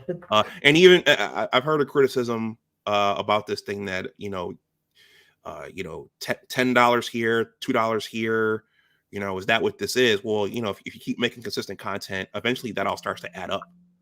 No, that adds up. That adds up. The Cash App. Oh, you only got a $5 Cash App. You only got a $10 Cash App. That's stupid. That adds up. 1, 2. If somebody feel moved to give you $5, how many people are they feeling moved to share your video with? You know, how many people? That's advertising. I learned that when I first put out my book, Nice Guys and Players. I ain't paid 1 penny for marketing or advertising. It was word of mouth. And then, like you said, with ad says, all somebody had to do is sit through a 10 or 15-second commercial.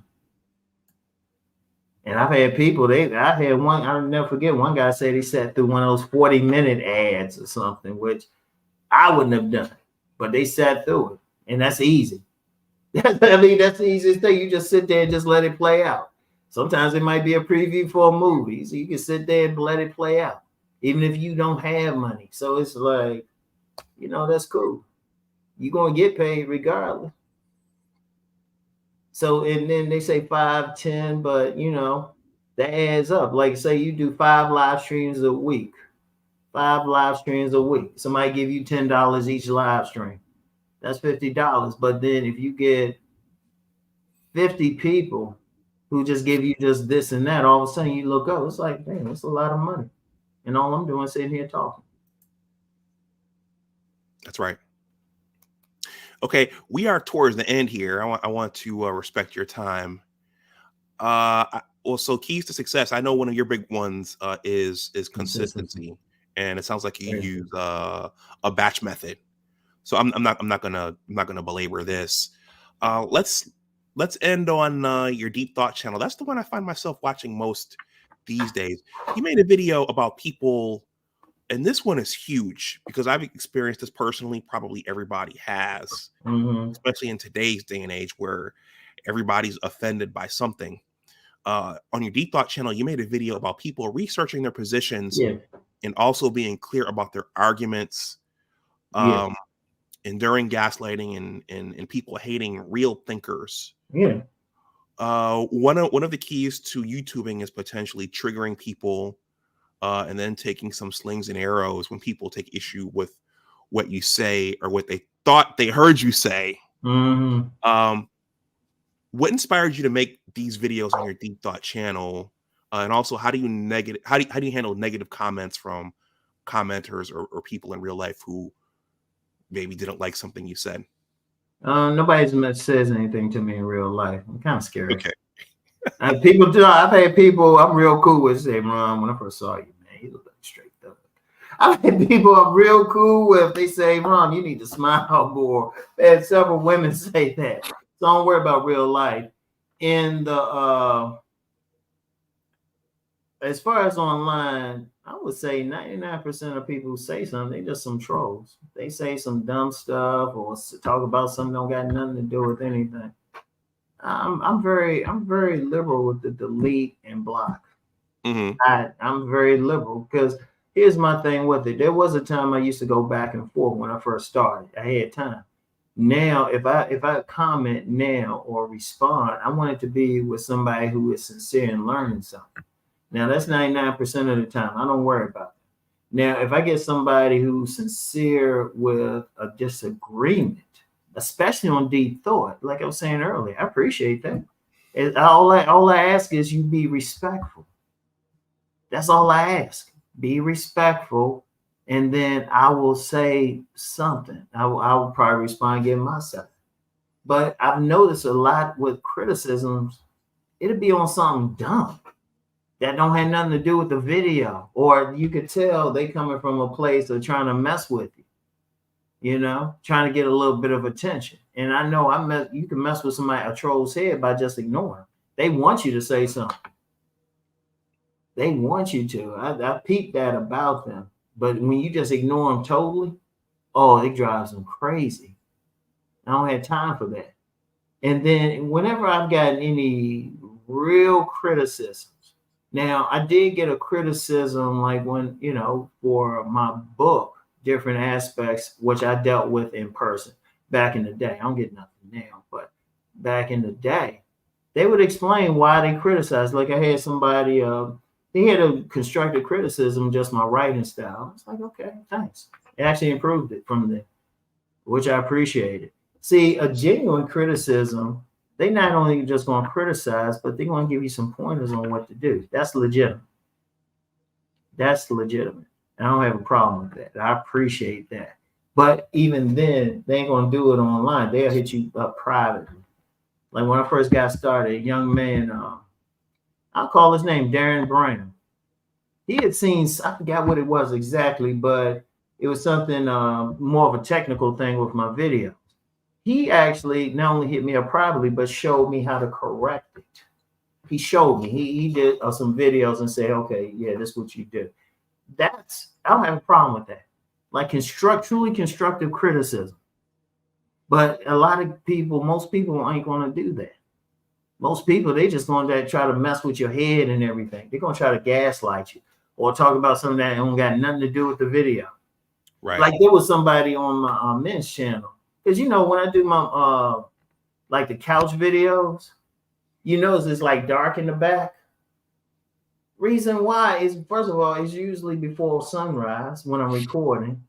2, if I put the lights on in the back or all of that, I was like, that's going to mess up the lighting. My lights in front. And I actually looked at it. I was like, hold up, you got glares here and all. I was like, hold up, I don't need all that. You know, just how the lights are fixed. Because my thing is, and it's also a style thing. I want you focused on me, not what's on the back. Because usually, like the criticism, it be some dumb thing you don't have to do. Okay,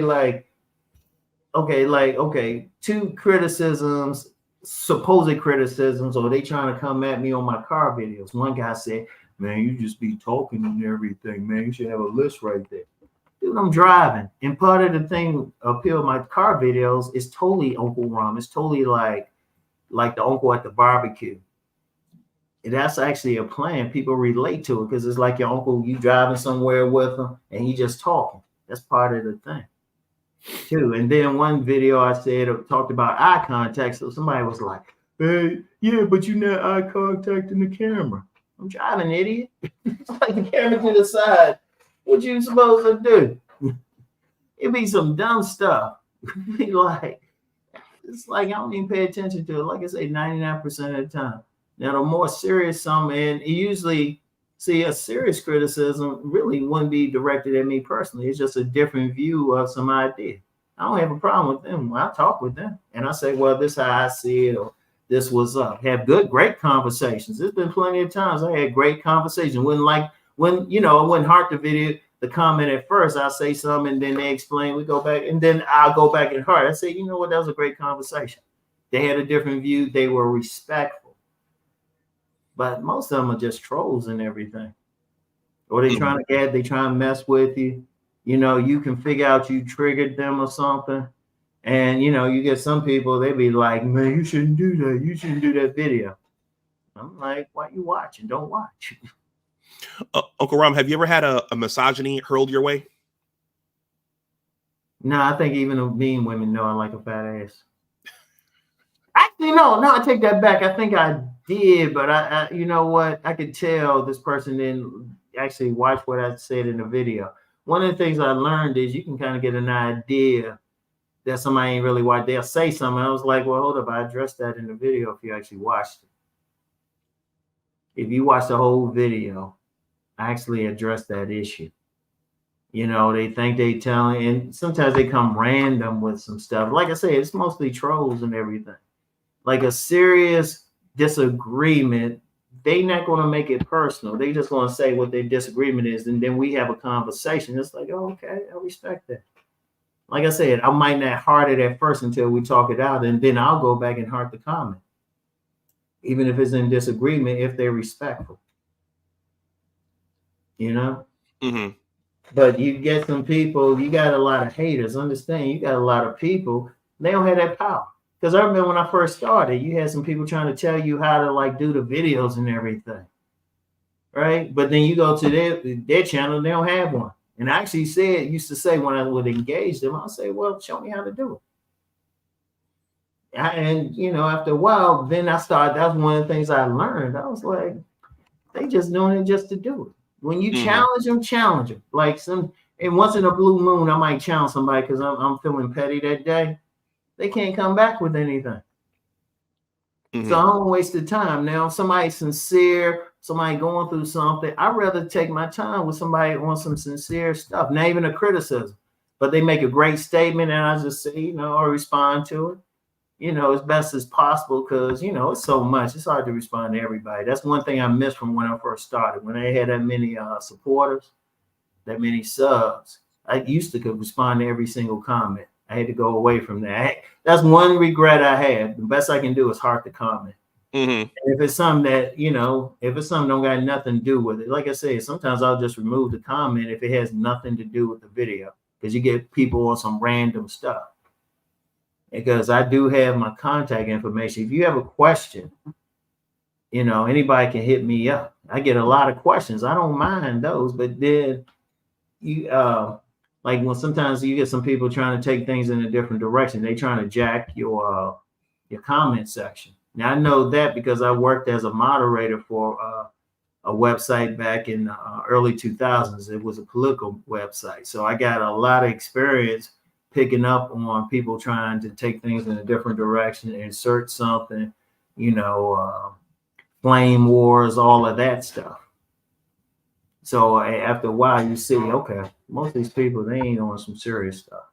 And indeed, somebody really serious, they'll just hit you up privately anyway. Yeah. Somebody really serious, and if they got constructive criticism, they'll say, hey, I'm seeing this. I'll say, oh, okay, thanks. Like there was one time when I switched microphones, and people were only hearing it on one side of their ear. So that's when people let me know, and then somebody has said, okay, this is how you can fix that.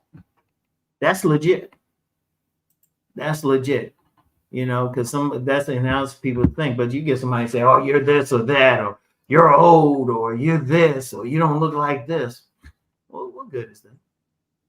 Yeah. Well, I've also noticed that people who don't make content, people who never make content, sometimes those people are the ones who have the most to say. Yeah, I know. And that's the thing. Like I said, I shout out Darren Brown, and it wasn't even a criticism. He was helping me. Helping me, and he showed me what to do. And he didn't do it publicly. He did it. He took me to the side, hit me up privately. He said, okay, he did the videos to say, okay, this is how you fix this. Boom. And it helped me out. Yeah. So, and understand something. You want to get some people to gaslight. And look, I got to go here with this. Especially if you're a black man on here, all of you guys, a lot of white nationalists be following some black channels. You got a whole lot of them, and that's bothering them. An intelligent black man, that's an American nightmare. Educated, intelligent black man. So that's why you got to look at, okay, who's saying something, how they saying it, whatever. And one racist called me evil. I was really triggering him. So it's like you got to just think. My thing is, don't waste time with them. You don't have time. Focus on the people who trying to learn something, who's supportive. And then if you get constructive criticism, or even better, constructive disagreement, like somebody say, well, yeah, I'm familiar with this and all of that. Like whenever I get those, I'm like, oh, okay, thanks for letting me know if it's not something I know about. But they're going to be respectful. That's the thing. They ain't going to attack you personally. They're going to more or less maybe disagree with the idea. But when they have to say, oh, you're this or that, it was like, that don't got nothing to do with the idea. You just have a personal issue. I'm triggering you. Or they want to feel like, sometimes they want to feel like, yeah, he talking about this or he talking about me. Like I had one guy, he was a troll, and he actually communicated with me on somebody else's stuff. I had made a comment, and he communicated and said, well, don't talk about me. I said, I have no idea who you are. I have no idea who you are to talk about you. Because you get a lot of people, especially you get some people that they might have some mental health issues. They think you focus on them, man. Like, I don't know you. Or they be trying to gaslight you or something. Like, I had this one guy, he was trying to say, well, body game don't work, man. Only reason you got women is because you tall and good looking. And I'm thinking to myself, dude, you don't know any of the women I've been with. So you don't know what they saw. What they told me was always about the body more than anything else. So you get stuff like that. I had to check that. Okay. I have two more. I don't know if you can answer this right now. Alonzo, Yeah. he might have to contact you offline. He says, I was just at an event with a gentleman running for mayor in my city. He asked for a financial commitment. How can I leverage that to my advantage to get more business? He's in life insurance. Give him a commitment. Just say, yeah, I can support you, but hold up, man. I got a business here. What can you do for me? Seriously. He wants a financial commitment and stuff. It's like, okay, well, who do you know? Like, this is what I do in my business. And, I'm selling insurance. Do you know any opportunities where I can present my work? Or are you interested? Can you tell me something? Now, if the guy's running for mayor, if he's smart, he'll say, well, hold up. Let me see who I know. Oh, yeah, young man, I got this business. I got this event coming up.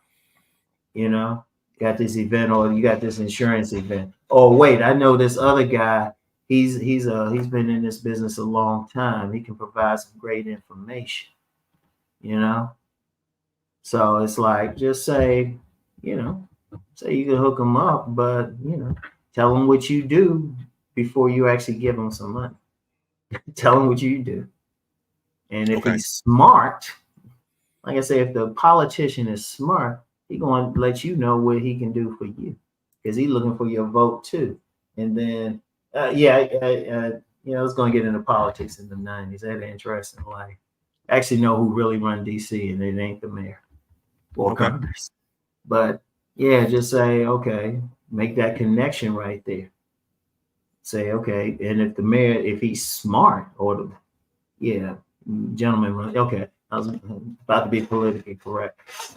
If he's smart, he's gonna see, okay, how can he use that for his advantage? So quid pro quo. Quid pro quo. Pro quo. All right.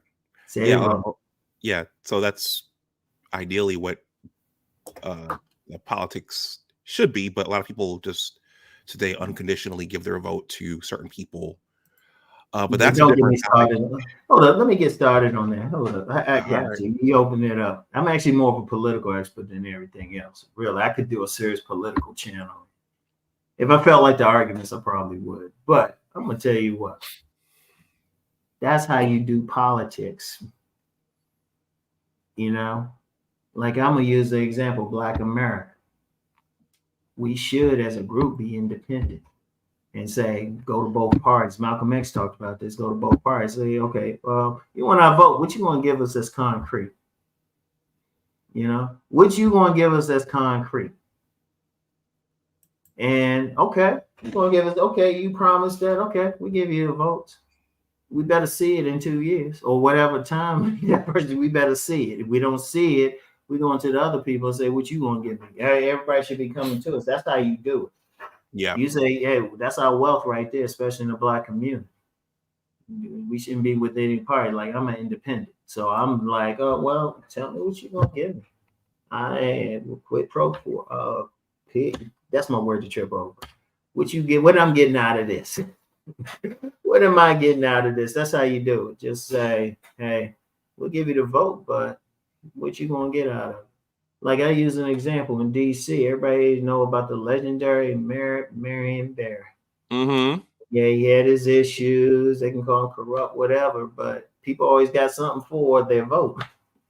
He took care of the people themselves. They took care, how Ice Cube approached it. Yeah, he gave Marion Barry. We would have looked the other way because he got stuff done. So we were just like, okay, you want to smoke, you want to mess with other women, we don't care. You need some trash picked up on, like, in that corner that was dumped on your street. It's going to happen. That's how you do it. That's politics. Politics is like, okay, we give you the vote, you give us this.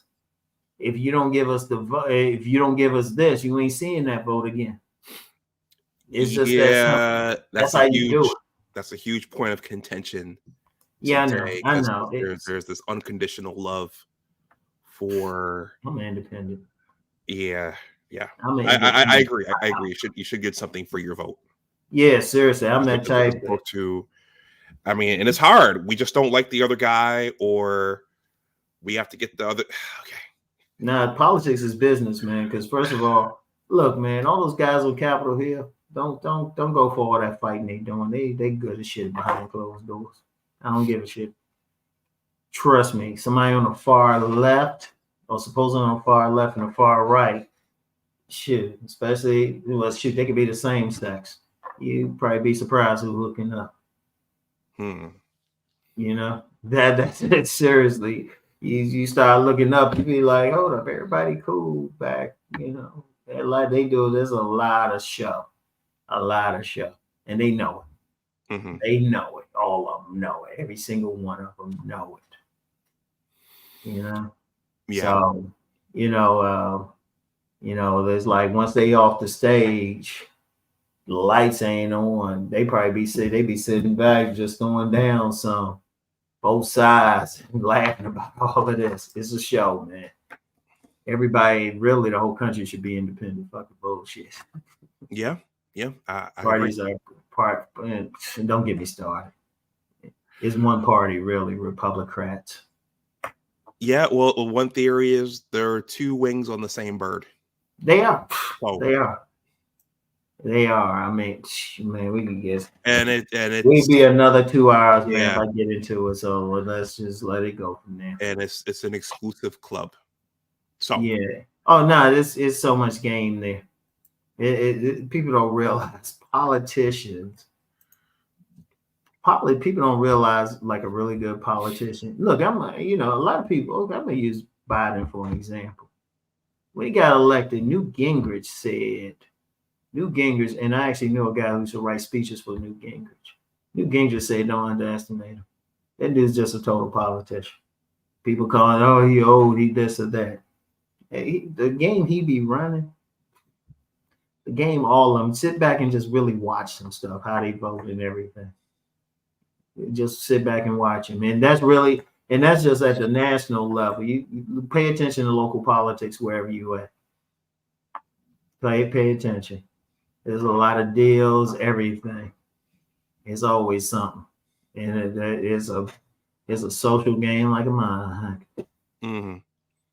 Okay. All right. Well, I got two more. We're almost up on 2 hours. This always happens when we talk. You also made a video on your Deep Thought channel about viewers not knowing everything about content creators. I've experienced that myself nowadays. I try to be transparent, but also being careful. In some instances, you have to protect yourself and your loved ones by not sharing everything online. What made you decide to make that video? Too many people, they'll see a content creator thinking they live in a certain way, but I mean, that can be smoke and mirrors. Like a basic thing, it's not even a major content. Like on IG or TikTok, you see some guy that got all this money, they sitting in front of some late model car or some sports car. I was like, man, they could have just happened to go to a car lot or like do a test drive, park it somewhere, act like they in front of it, or trying like they living large, knowing they living on an air mattress.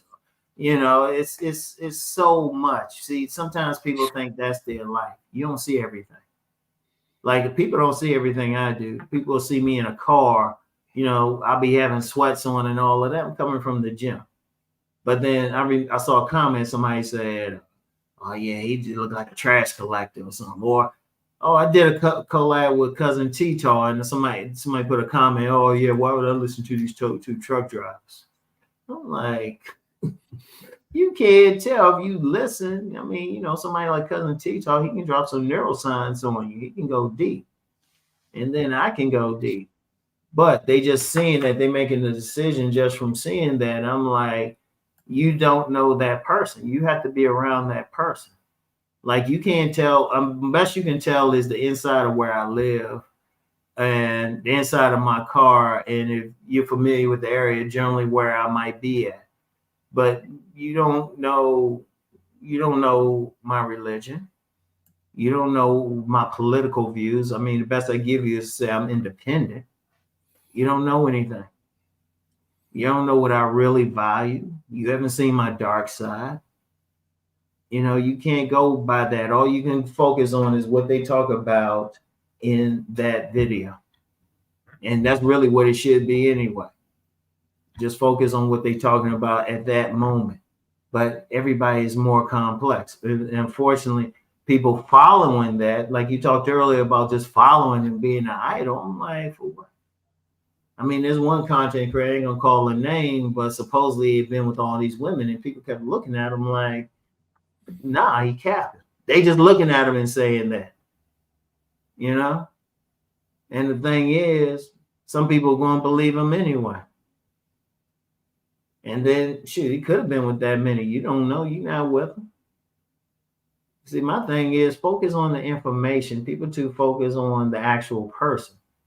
Don't trip over that. Focus on the message. There's plenty of people, content creators, not regular, like they give them like some financial information, political information, some real life stuff. I probably wouldn't hang out with most of them. You know? Yeah. I probably wouldn't hang out with, I probably get to know them and be like, you know, you got some good information, but I don't want you living next door to me.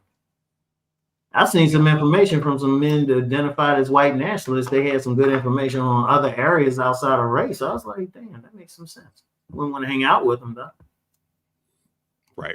People need to focus on what information you're receiving, not the entertainment, especially entertainment. If they on there entertaining, they on some bull. And there's a lot of content creators, if you can really look at them, they on some bull. So, you know, you don't know much, and don't try to know much. You're just looking for the information. You don't need to know their personal life. You know, you don't need to. Are they giving good information? Go out and apply the information and see if it works. That's all you need to know. Yeah. Well, you know, I might regret this, but you know what, Rom, I'm going to go in reverse. I'll say that as a content creator, if you happen to be dealing with someone, it could look like, if you're doing a lot of shows, a lot of live shows, it could look like that, you know, you have intimate friendships and relationships with the people online. And but there's no way those people you might be on panels with, people in the chat, there's no way, no matter what I share, there's no way you all out there can know me personally. Yeah. So sometimes there's that misconception. Well, you spend a lot of time talking online to these people, you know, well, no, they don't know me, and that's just something that I'm doing. Yeah. You know, a few times out of the week, and I'm on there entertaining or educating, or I'm talking about a specific thing. But the people, whoever I'm on the panel with, if I'm on a panel, or whoever is in the chat, no, they don't know me personally the way the people in real life know me. Exactly. So that kind of goes in both directions. Yeah, no, that's true. Because even I've actually had a few women, they were talking marriage and stuff. I'm like, hadn't even met them. I'm like, you don't know me.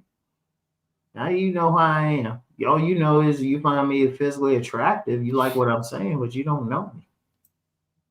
You know? Seriously. Even hooked up with a couple, and they were, you know, they saw more of me. And, you know, I ain't gonna lie. They weren't feeling everything. I wasn't feeling them either, but, you know, that was fair exchange. But you didn't know me. They think it one thing, you know? So, I mean, you just don't. Whenever I look at somebody, I'm looking strictly at the information. I don't care about their religion, political background. If they got information I want to hear, I just listen to it. You know? And then I ain't worried about their sexual orientation, anything like that. But see, you get some people, especially some trolls, they try to make things personal. You know?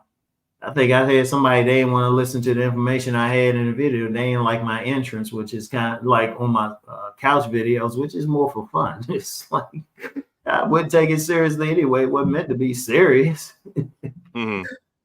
But you get somebody say, nah, I ain't going to listen to it. I ain't like that. What that got to do with it? I could be telling you some stuff that can get you like that perfect woman, or at least I could be telling you something that can help you make some money. like on my money channel, like I had my hands like this. In one of my thumbnails, some guy like he put some esoteric thing to it. I'm like, ain't that deep? Listen to the information. That's all you need to worry about. It is what it is, though, man. Okay. Well, it's funny. I was thinking earlier, yeah, with multiple channels, they're almost like different ROMs. Yeah. Because you got the gem ROM, the car ROM, then you have the deep thought ROM, and the money matters ROM sitting behind the desk with the calculator. So yeah, I'm complicated like that, man. I'm just complex. I just show more of my complexity, but there's still even more. This totally nerdy ROM. My co-parent was clowning me one time. She said, hey, shoot, Rom, you should really watch Big Bang Theory. That's the perfect show for you. You should really, because you could be just as dirty as they get. I'm just complex. I mean, y'all just see, at best, you see some of my complexities. But there's still aspects y'all will never see in a recorded device. I'll just leave it like that. Okay. All right. Last one. In general, over the last couple of years, I've learned that we as content creators have to be careful on this platform, especially if we have lives outside of it, and especially if you're presenting as yourself. Things can come back and haunt you later, especially if you made content years ago. You might have forgotten which you made or who was on that panel or whatever. And you also have to be mindful of being the face of movements if you're not prepared to do so. And then finally, there's also a distrust of people behind avatars. How come that person doesn't show their face? You don't know who that is behind that picture. You know? So there's a need to be careful as a content creator. Do you have any thoughts on any of this? Yeah, no, you do, because okay, like you always get somebody saying something about like some receipts or something like that, right? But one of the things I'd never forget, in fact, it was that young man from Arkansas I had mentioned that he had met her. She was with me at the first self-improvement summit.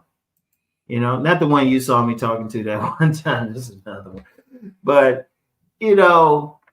I did a video with her and I got more dislikes on that video than I would usually get. A lot of guys had problems with me being with this pretty young lady. And I thought about that. I was just like, which I need to know about her for. And then, I have a good friend I do some videos with, Miss Angel. And she said a lot of people been hitting her up on her IG, but she keeps hers private. She said she don't recognize the name. She don't accept them. Or, she don't accept the request from them. So it's just like, it's kind of more of a security thing. So anybody I deal with, I keep them very private. I keep them very private now because people trying to dig in and they don't necessarily have good intentions, because even the young ladies I do some stuff with now, one Brittany, well, she got her own page anyway. So that's cool. So it's like we kind of in the same thing. So I can do stuff with her. And then another one, Amadi, she's she's kind of on the business thing, trying to do some video, social media. So that's cool. But anybody I'm going to be intimate with or something, unless we having a big marriage or something, I ain't going to see it no more. Because people be trying to pick with them or go in and check them out, be trying to dox some people and all of that. And you got to be safer out here. You got to be safer. So, that's the thing. Okay. All right. That's it. That's all I've got. Do you have any other anything else you want to say before we shut down? No, this as always is a good conversation with you because you're highly intelligent, and we need to have the more intelligent conversations because one thing people don't know, just my overall educational background, I'm more intellectual than people realize. I don't show it, but that's part of my complexity. Just my life experiences. I can hang out in the hood with some guys and everything. But then I could be at an academic conference and everything. I can be at an academic conference and talk. I can get philosophical and everything. So it's always good to have this. And plus, it's also a good image of people to have, to see this with intelligent, educated Black men. I will maintain that's the American nightmare because it goes against the stereotypes. It goes against the stereotypes. So when you present that, it actually triggers some people when they see that. You know. Now, yeah, if I'm saying, yeah, you know, everything, you know, we're gonna do this and be grimy and all that, yeah, they can get that. But we start talking deep. Like if we really got into a political discussion, all of a sudden, I've seen that when people who have those stereotypes, and all of them aren't necessarily just white people either. Some Blacks have that stereotype. They got an issue with an intelligent Black man. So whenever I'm in a situation where I can have a very intelligent, intellectual conversation with another Black man, I appreciate it. And this isn't against other people, but it's just appreciating being around like-minded people. Because when you want to to be truly educated, especially in this environment, that's really a sense of power. But everybody doesn't have that. Everybody doesn't have your background or my background. So I always appreciate having that conversation with you because you can understand it. And you provide a great service. You know, one day we should just have that big old conversation, get all of us on here. We just go deep. Well, you know, Uncle Rom, some things I've also learned. Some things, yeah, maybe you don't share on the public square. Nah. Yeah. Trust me, like I said, there's still some stuff will never be recorded as well. Yep. All right, well, let's just say I get attention from some more official sources. So they pay attention, and I got some stories behind that. I can't share my knowledge about how I know. Well, you know, that's the other thing about this being a YouTuber is that you don't know until someone says something to you. You don't know who's watching. You don't know if they, you know, and they say, "Oh yeah, I saw this thing you did. I liked or I didn't like." I was like, "Oh, you saw that? You didn't say anything. You didn't comment." But you'd be surprised. You never know who's out there. That's the thing. So that's an important thing too. And I would say that for any YouTuber, don't say anything or do anything you don't want to come back to haunt you. You know, like you get these young ladies doing OnlyFans and everything, but you know, or having certain pictures. Somebody got it somewhere. Once it's out, it's out. And somebody will be looking for it if they got a problem with you. So really think of any YouTubers, really think about what you're saying. Yeah, Black Van, yeah. What is that? Is that a channel or is that? Nah, that's more surveillance. Oh, okay. That's surveillance. Because you don't know. Because I'll put it like this. People really don't understand what's out there. There's levels to it. There's so many levels that people aren't aware of. Well, you know, I'll tell you what. I was on a train in July. I was going up to New Jersey to see someone, and I was texting, and I was sitting next to an older white gentleman, and he mumbled something about, you know, they're gonna know where you are. When you send that text message out, they're gonna know where you are. And he was talking about, I guess, the NSA. Yeah. Or the intel community. But so I was like, okay, well, but you're right. I mean, there are levels to this. Whatever this is we're in, there are levels to this. Yeah, there's levels. People, like even at the political level, like I said, I was getting into more politics in the 90s, and I sat in a meeting with the mostly men who ran DC, and it wasn't elected politicians. And even then, that wasn't even the highest level. There's a level higher than that. But it was some, I'll just say there was some stuff I was involved in. Nothing illegal, more political nature, and had an audience with them to run it by them. So, you know, it was an interesting time. But then you start seeing like let me just say this, because you get a lot of guys online, they talking about a 1% man, and they talking about, hey, you can do this, you can be at the top. No, you can be a better man. I'm very clear about that. You can be a better man, you can be select, whatever. But if you talk about real power, they don't let you know. In fact, politicians really work for them. Politicians are hit men and women for real power. Because even with the election now, I say, don't pay attention to the politicians on either side. Pay attention who's funding them. And even then, still pay more attention. Mm-hmm. Pay more attention. There's always some agenda from somebody who's not making it into the news cycle, or they're not on page one, if anything. Yeah, well, two things, as you were saying that earlier, we talked about quid pro quo. I think that's something else our people haven't learned, is the financial side of controlling the politicians, and that's who they're ultimately beholden to. And I remember the first time Obama got elected, I remember Minister Farrakhan said once he gets in there, well, he probably already knew, but he's going to be surprised about who's really calling the shots, because it's not the president, it's the people behind the president in the back rooms that nobody sees. Yeah, exactly. In fact, Van Jones has said, I just saved a clip from him on IG. He was talking about 4 centers of power. One is DC with the politicians. That's obvious. And he said many Black people are involved with that. Okay, cool. But then New York with the financial people, not a lot of Black people there.